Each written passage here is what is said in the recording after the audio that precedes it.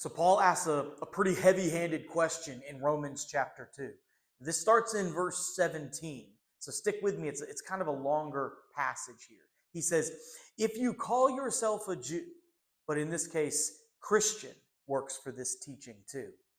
He says, if you rely on the law and you boast in God, if you know his will and approve of what is superior, because you are instructed by the law, if you are convinced that you are a guide for the blind, a light for those in the dark, an instructor of the foolish, a teacher of little children, because you have in the law the embodiment of knowledge and truth.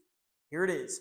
You then who teach others, do you teach yourself? What an important question for us to consider. Do we teach ourselves? You know, Paul is getting at the heart of a major problem with the religious establishment, the religious people of his day. And it's still a major problem today. Religious people have this tendency to stop learning once they reach a certain point of spiritual development. Let me tell you, the results are not good. See, without learning, there's no need for us to remain humble.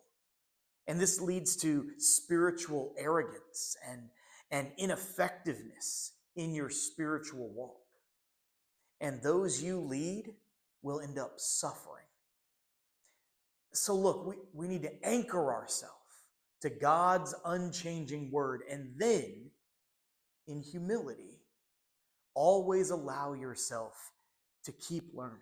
Be always learning, always growing, always changing, so you can be always effective in your service to God.